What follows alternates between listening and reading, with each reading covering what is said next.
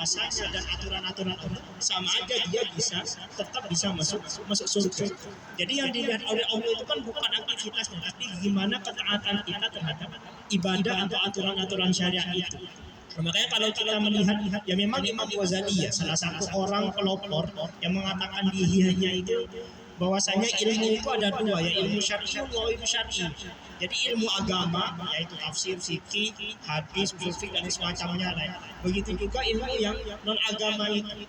Nah, cuman bagi Imam Ghazali juga bukan hendak mana yang lebih baik, mana yang hendak atau derajatnya mana yang lebih, tapi tetap yang menjadi tolak ukur adalah kita itu mau konsisten dan kira-kira mau istiqomah dengan apa yang kita yakini selama ini.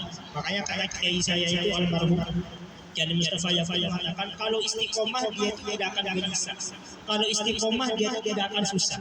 Karena itu janji Allah ya di dalam firman-Nya, innal ladzina qalu rabbunallahu tsumma istaqamu tatanazzalu alaihimul malaikatu alla takhafu wa la tahzanu.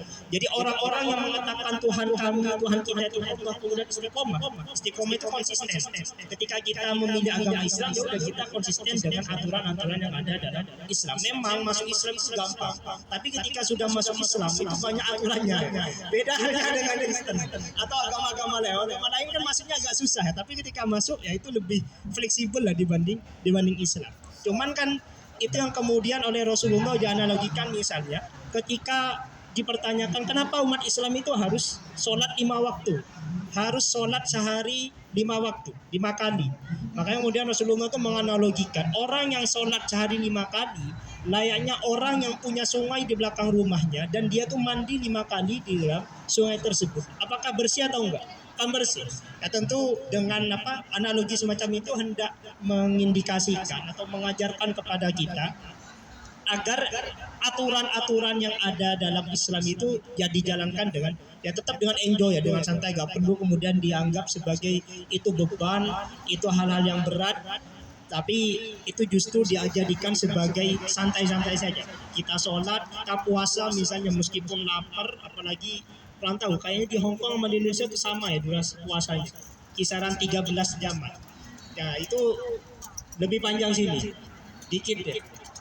Nah, artinya masih mampu lah untuk kemudian menjalankan aturan yang bersifat menahan lapar ini, karena memang menahan lapar itu kan sudah menjadi kebutuhan makan itu kan sudah menjadi fitrah manusia. Kenapa? Jadi perut itu tuh kalau kata para medis itu ya, perut itu kan merupakan menjadi sumber energi semua anggota tubuh. Ketika perut itu kosong, maka energinya pun juga kosong. Nah, makanya Allah itu mengajarkan kita dengan berpuasa itu agar kita itu menjaga semua anggota tubuh kita ketika dalam kondisi lapar itu. Makanya aneh misalnya ada orang berpuasa kemudian dia bermaksiat, karena mestinya kan dia itu atau melakukan, makanya kenapa kemudian dilarang melakukan melakukan hubungan badan misalnya. Ya salah satunya adalah biasanya kalau orang berpuasa itu gak kuat, ya lemes dan semacam ini, pengalaman tahu nih.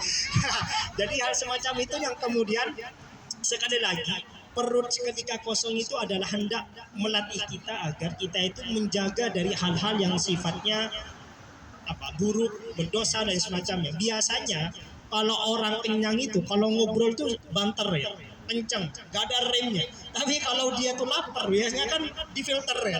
Apalagi ya salah satu berkahnya bulan Ramadan kan, wah bulan Ramadan tahan dulu lah, gosipnya simpen nanti malam misalnya dan lain semacamnya. Nah tapi itu salah satu bentuk latihan ya, salah satu bentuk latihan yang diajarkan oleh ulama-ulama kita. Gimana ulama-ulama kiai kita tuh memperkenalkan kemuliaan bulan Ramadan, tapi sehingga kemudian kita itu mampu mengambil, sehingga mampu menahan hal-hal yang bersifat kesalahan-kesalahan semacam itu. Nah maka itulah yang kemudian sekali lagi cuman yaitu hal-hal yang bersifat idealisme semacam itu yang sering kita temukan dalam dunia kampus, sekali lagi tidak lantas kemudian perlu kita bawa dalam dunia realitas. Kadang seringkali ya seperti itu. Nah maka dari itu, karena ya ini mumpung di komunitas orang-orang yang punya ilmu, ada ilmu dalam konteks ini dunia kampus itu, maka bagaimana kita menjadikan ilmu itu sebagai hujah kita ya. Kita itu ketika beriman, beragama Islam, kemudian berpuasa, atau bahkan masuk Nahdlatul Ulama, ketika masuk NU atau Muhammadiyah dan berbagai macam organisasi, kita tuh dianjurkan agar memiliki hujah, tidak bukan karena ikut-ikutan teman, ikut-ikutan keluarga dan semacamnya. Nah mungkin karena kita orang awam, ya udahlah kita ikut kiai saja. Karena kita orang awam, kita ikut yang sekiranya itu dianggap ahli dalam agama dan lain semacamnya. Dan semacam itu tidak masalah ya.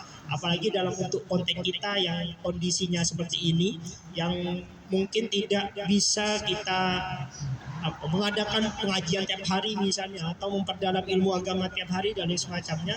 Tapi setidaknya dengan adanya media sosial itu, kita itu menjadikan wadah untuk memperdalam atau untuk belajar agama, termasuk ketika kita memilih agama Islam ini. Kenapa kemudian misalnya dalam agama Islam itu diatur Nabi Muhammad itu dianggap sebagai nabi terakhir yang kita kelak kita yakin beliau itu sebagai syafaatnya, padahal kita tidak pernah ketemu dengan Nabi Muhammad.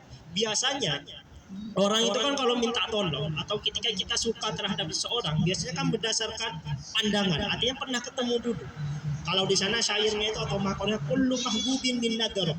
Orang itu kalau suka biasanya berdasarkan pandangan. Illa Rasulullah, kecuali Nabi. Kita itu kan mencintai Nabi gak pernah ketemu, gak pernah lihat langsung.